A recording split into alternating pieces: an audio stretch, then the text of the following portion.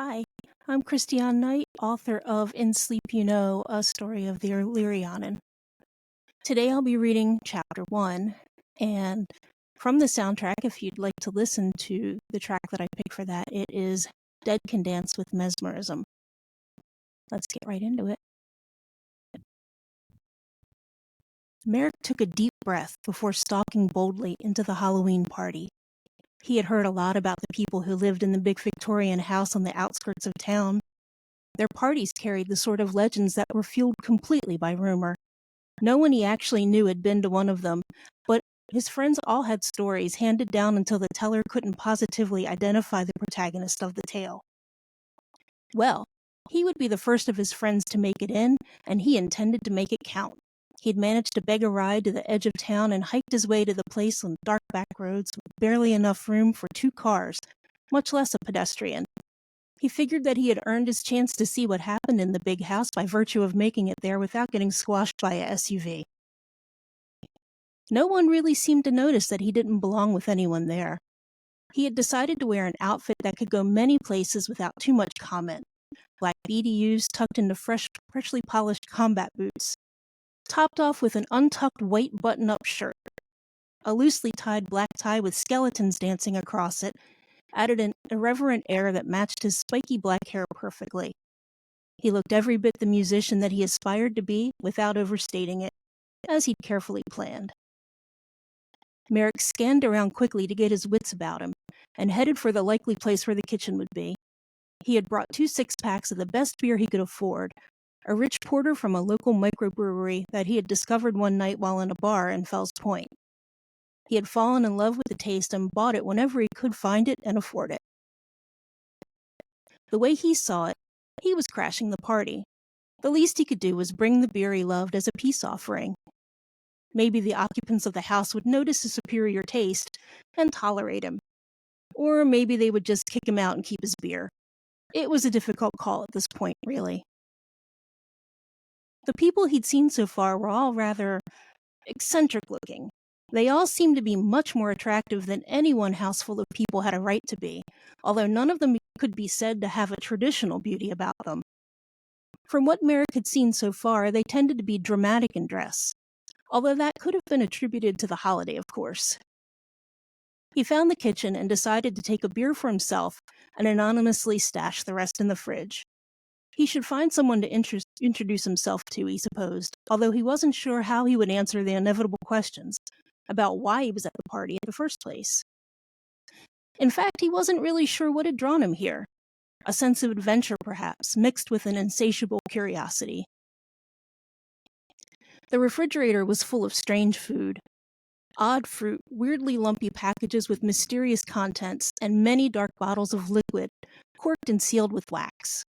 There was a variety of beers on the top shelf, and he added the porters to that collection. Closing the door to the fridge, he was surprised by a small figure standing on the other side and took a step back with a gasp. The girl also shared his shock for a moment before bursting into laughter. "You look like you've seen a ghost." "Never fear, stranger, I won't spirit you away. Yet." She opened her eyes wide and smiled innocently. Merrick gave in and started laughing too. She looked at him carefully and said, "You're new here. Did you find us on your own?" Merrick admitted, "I have been hearing the legends about parties here for ages and decided I would like to see them firsthand. I apologize if I overstepped my bounds, but I came a long way to be here tonight. I felt like I was drawn here." Why did he just say that? Damn, it was like if his tongue had a mind of its own. "We like honest people here. We also have no call to argue with the call to join us. In fact, your tenacity honors us. And you brought beverages as well, yes?" Merrick nodded mutely. She smiled and said, "Good. You even follow the ancient formula of party crashing. Well, we didn't call it party crashing back then, but you know, it will do for now." She paused to give Merrick a glowing smile and winked at him. He was utterly enraptured at this point. He had never met a woman that managed to captivate him so quickly. He could listen to her speak all night and never grow tired, he decided. "You have to understand a few things before you enter the fray, as they say. Please let me be your guide, as you've made a favorable impression on me, and I feel that should get you through the evening unscathed." Do you agree?" Merrick nodded, intrigued. "Nay, nay, you must say aloud what you intend," she declared. Merrick blinked at that, but complied. "I gladly accept you as a guide." She beamed at his wording and exclaimed, "Perfect! You did that quite well. Choose your words that carefully when dealing with us, and you will go far. Now, the next question. Will you tell me your name? And be careful here when you are asked for it tonight from other than myself, because names hold power. Never reveal all until you are sure. Do you understand? I will give you mine first as a token of good faith, but know this. There is a secret to the name that you carry. You should never give it away until you are sure. Give your common name or a nickname when you are asked, and then only if you wish. Names given are gifts." She caught his gaze and held it, peering into his eyes until he thought he might have to either kiss her or run screaming. She broke the tension finally with a sweet smile and said, happily, "I can see that this night will yield many surprises. I am Ashlyn, and I'm quite glad that I found you in our dark kitchen tonight." Merrick felt quite suddenly as if he had been given a great honor. What was going on here under the surface? He felt lost in the night's events, yet at the same time this was exactly where he'd wanted to be. What could he do but go along with everything? "Ashlyn, that's a lovely name. I'm Merrick, and I'm very pleased to meet you." He felt that to be an inadequate response, but Ashlyn beamed at his answer. "Your name isn't very common either. We are one of a kind, then. This is pleasing." She practically bubbled over with excitement, then suddenly cocked her head to the side and looked a bit alarmed. "Someone's coming, and you don't have all the information you need to make it through this evening safely. Come over here, quickly." She grabbed his arm and pushed him onto a stool in the darkest corner of the kitchen, positioning herself between him and the wall. "No matter what, keep your face hidden. Do you understand? If someone speaks to us, let me answer. Pretend to be engrossed in my presence no matter what." She slipped his arms around her and pressed herself against him. "Hide your face in my hair," she whispered, as the kitchen door opened behind her. His head was spinning, dizzy from being so close to her so suddenly.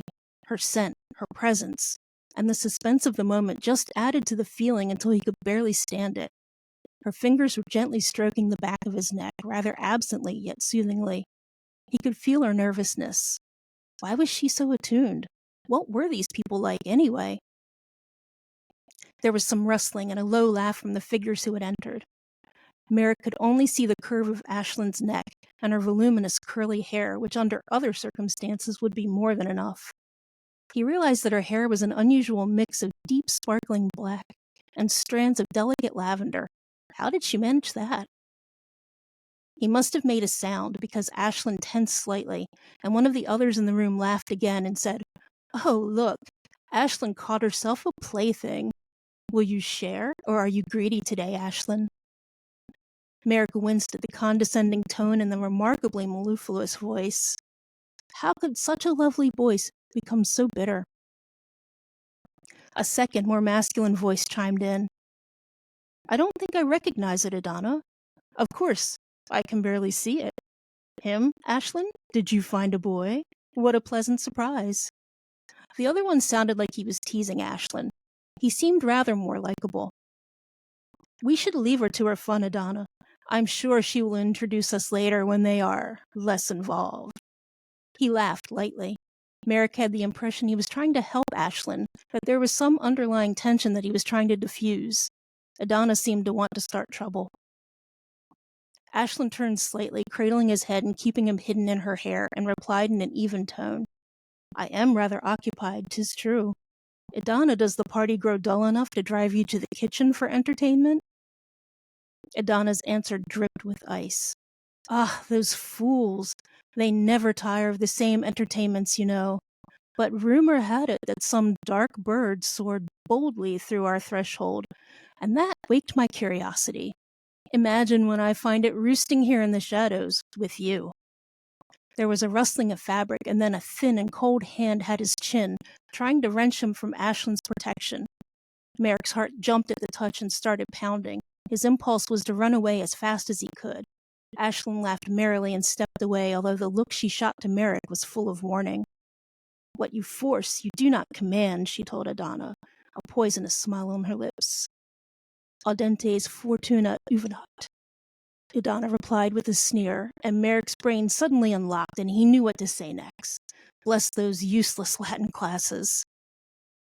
Lady, he addressed Adana, as you advise, fortune might smile upon my boldness, and this crow does speak for himself, if you will.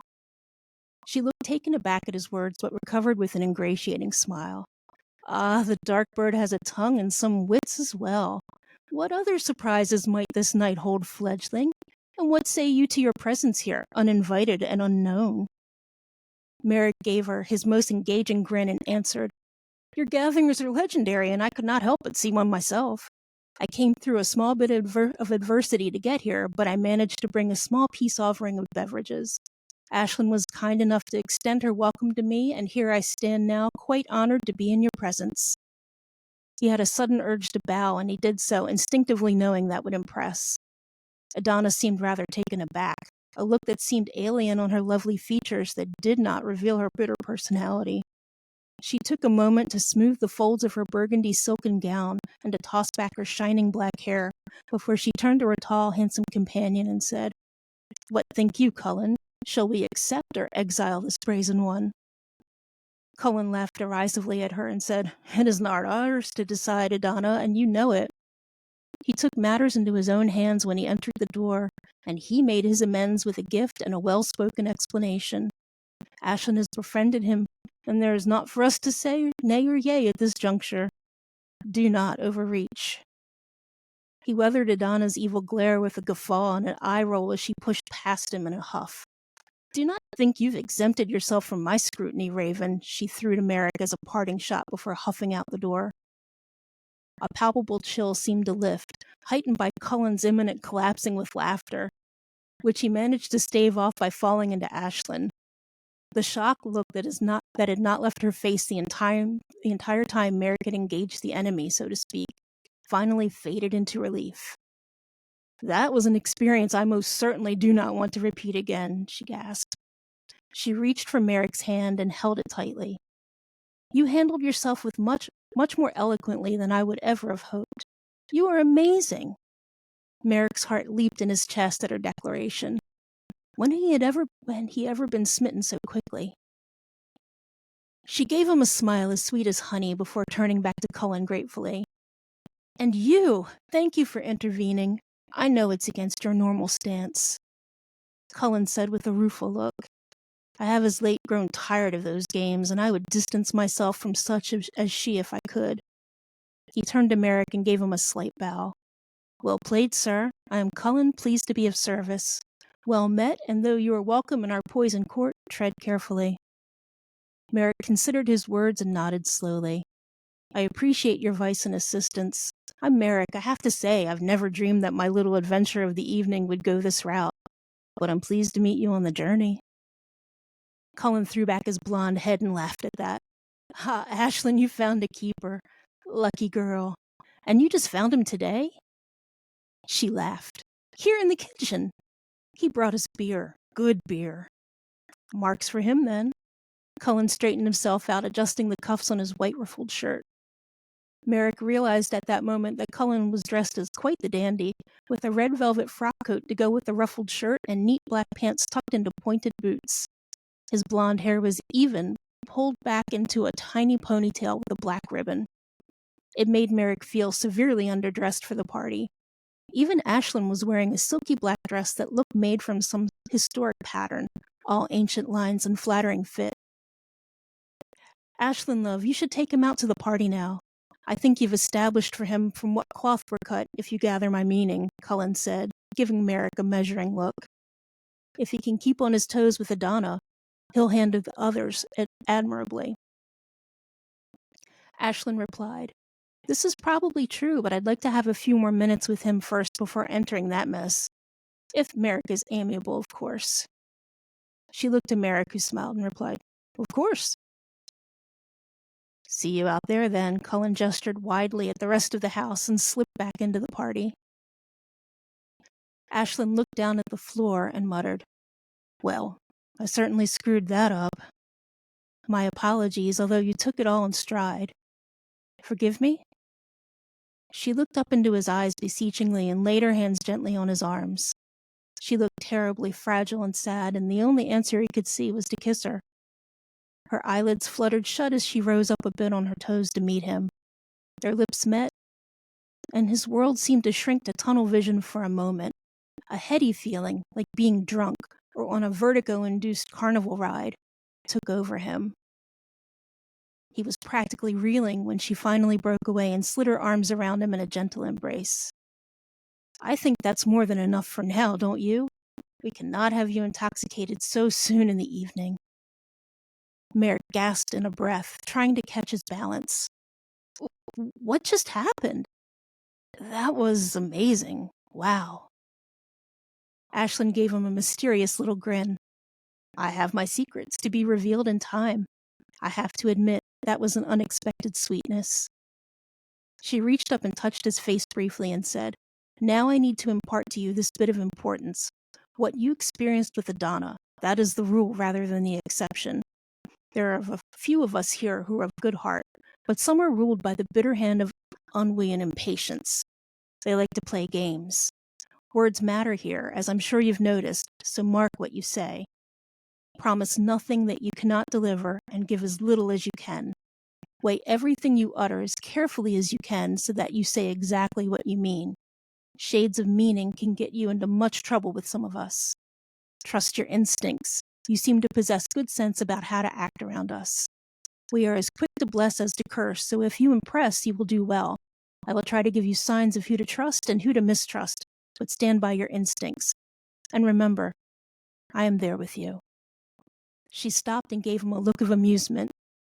Is this the sort of adventure you were expecting? Not quite. But I must admit, I don't think I could have dreamed up this scenario, so I'm rather pleased. Especially as I've managed to find you by coming here. He smiled, suddenly shy, and squeezed her hand lightly. She laughed delightedly and said, Then let us go conquer the party, my dear. That was chapter 1 of In Sleep You Know, and I will follow that up with chapter 2 shortly. I hope you enjoyed my reading, and I will talk to you next time.